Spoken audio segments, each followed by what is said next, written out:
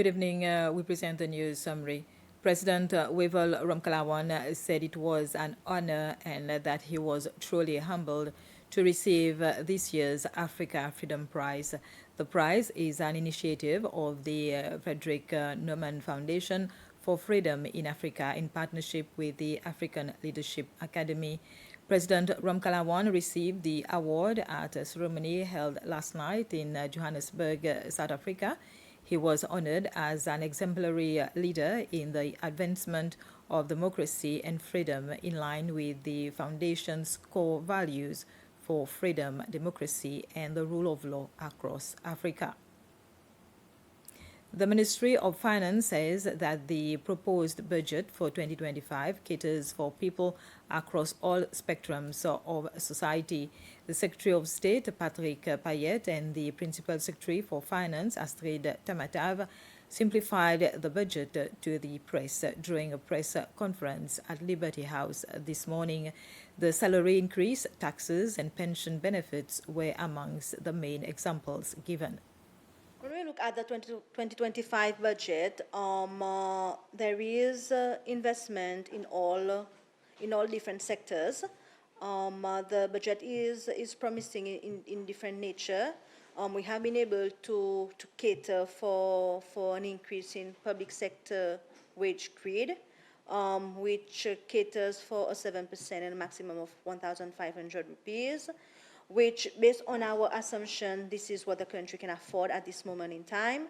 And the 1,500 rupees capping will ensure the sustainability of the public sector wage grid. And in the future, as the economy grows, we will see how we can further increase the public sector wage grid, but we need to make sure it remains sustainable at all times.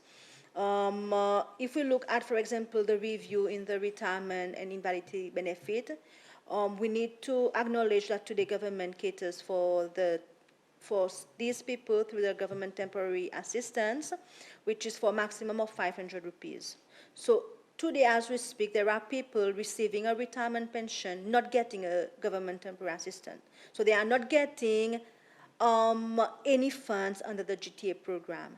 And this is why the retirement benefit, we have three rates for it to cater for this group of people.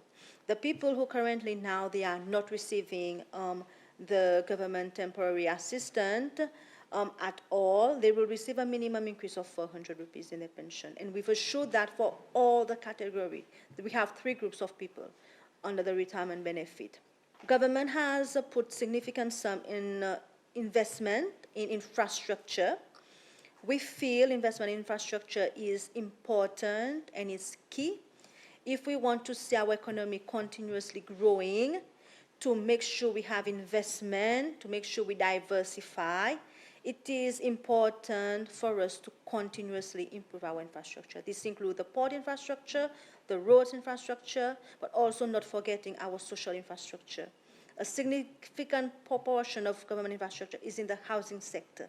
And we know the pressure on the housing sector for new accommodation, and this is necessary to make sure we cater for the needs of our population based on the fiscal space available.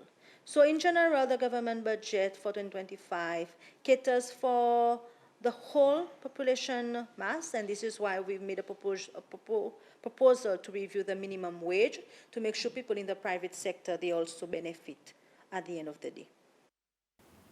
The Guy Morel Institute, TGMI, organized a forum for most HR officers from different organizations in the private and public sectors, including hotels, banks, and small businesses. The forum is an annual event, and this year it was based on changes the Institute would be implementing soon and new training courses that will be on offer next year. The executive director of TGIM, Patrick Bristol, said that the forum gives HR officers the opportunity to discuss what they would like to see at TGMI and what can be improved. We want to do better, and the HR forum is one means of gathering information for us to know how the people leaving TGMI after they've completed, whether it's a short skills development, whether it's a long program which you followed at TGMI. So we get the feedback so that we know what is it that we're doing well, how we can continue to improve, or what is it that we're not addressing at all. So that is an opportunity. We cannot address everything at the same time, but it's an opportunity where we can actually look at that. I would like to say that TGMI, we're not a budget-dependent entity. We generate revenue based on the services that we offer. So which means we have to charge a little bit of fees to be able to, first of all, sustain the organization that we say will exist to serve you. So with that said, we have made a little bit of adjustment in the way we collect revenue for services that we offer at TGMI. And what we've been doing as well in 2024 is go out to come and talk to you, to sell our services to you, and to learn as well again from you. We have not been able to cover even half of these organizations we have present today. And we want to continue doing that so that at least you understand what is it that TGMI is doing, where we want to go, and how we can work better together. The National Archives celebrated its 60th anniversary today. To commemorate the day, there was an exhibition showcasing the history of the National Archives. In addition, a website was launched to ensure information is accessible to the public. During the ceremony, many workers received their long service awards. Vice President Ahmed Afif and First Lady Linda Ramkalawan and the Minister for Education, Justin Valentin, were amongst those present at the ceremony. Ladies and gentlemen, 60 years. The Seychelles National Archives has stood as the guardian of our collection, of our collective memory dating as far back as the 1770s.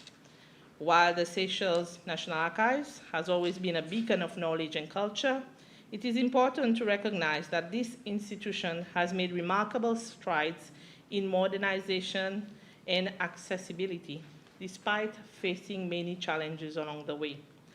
In the face of adversity, the Archives has continually adapted, embracing technological advancement to enhance its mission of preservation and accessibility. One of the most significant developments in recent years has been the digitization program of the Archives collection. This initiative has allowed for the systematic digitization of a vast array of documents, records, and photographs, preserving them for the future generation while ensuring greater accessibility to the public. With the digitization of these materials, we are now working towards providing online access to this wealth of historical records, making our shared history more easily accessible to the public and to researchers worldwide. And this was the news summary. Thank you for your attention.